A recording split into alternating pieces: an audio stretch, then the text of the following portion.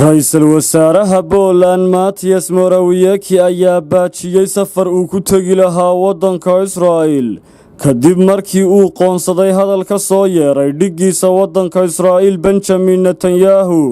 Hadalkaas oo ku saabsanaa xasuuqii dadka Yuhuudda loo geystay ee dagaalkii Holocaust. Warbaahinta waddanka Israa'iil ayaa soo xigatay Benjamin Netanyahu oo leh Poland ayaa Jarmalka la shaqaynaysay intii uu socday dagaalkii Holocaust. Markii dambe ayuuse soo saaray warqad uu arrintaasi uga hadlayo waxana uu sheegay inuusan ula jeedin qaranka Poland ama dadka reer Poland oo dhan. Dowladda Poland ayaa u yeertay danjiraheedii waddanka Israa'iil waxaana ay sheegtay in Ra'iisul Wasaare Morawiecki uusan ka qaybgalaynin shirka dhacaya waddankaas Israa'iil. Shirka oo ay Israa'iil martigelinayso ayaa waxaa ka qaybgali lahaa 4 dal kuwaasoo kala ah Jamhuuriyadda Czech, Hungary, Poland iyo Slovakia. Jana Kopczynska oo ah afhayeenka dowladda Poland ayaa waxa uu sheegay in Ra'iisul Wasaare Morawiecki uu la hadlay Ra'iisul Wasaaraha waddanka Israa'iil Benjamin Netanyahu oo uu sheegay inuu shirka Poland uga qaybgali doono Jacek Saptuwis oo ah wasiirkooda arrimaha dibadda. Benjamin Netanyahu oo booqasho rasmi ah ku jooga waddanka Poland ayay warbaahinta waddankaas Israa'iil oo ay ka mid yihiin Haaretz iyo Jerusalem Post waxa ay wax ka qoreen Ra'iisul Wasaaraha waddanka. Wargeyska lagu magacaabo Jerusalem Post ayaa qoraalka u adeegsaday dadka Poland waxaana la sheegay in durba ay wax ka bedeleen.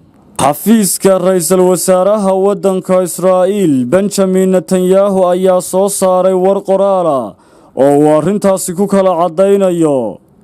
Ra'iisul Wasaare Benjamin Netanyahu waxa uu adeegsaday boliis mana aha dadka Poland iyo dalka Poland.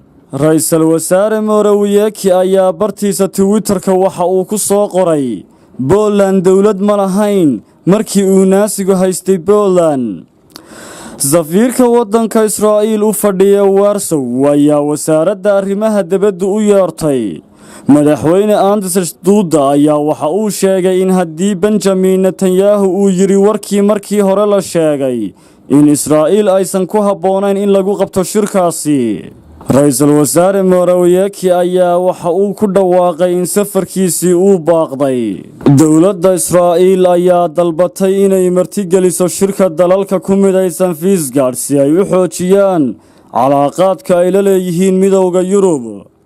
Markii uu socday dagaalkii labaad ee adduunka, Poland waxaa qabsaday neesigii iyo xulafadii Sofiyeetka waxaana la dilay in ka badan 5 milyan oo Poland u dhashay.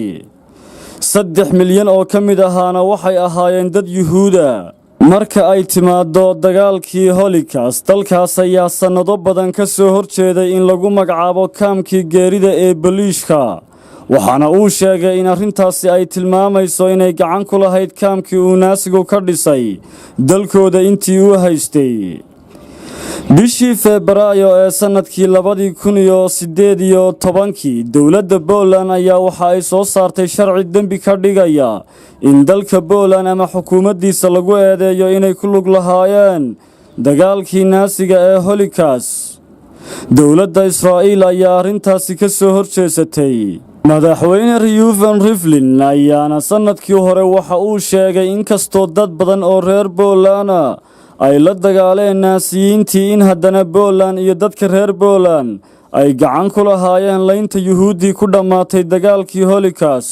Dowladda Poland ayaa waxa ay ogolaatay in sharcigaasi ay bedesho haddana ma fuliso xabsigii ama jeelkii ilaa 3 sano ahaa ee dadku arrintaasi ay ku mutaysan lahaayeen. Saciid Axmed Tamrayse wararka telefishanka caalamiga ah ee Star.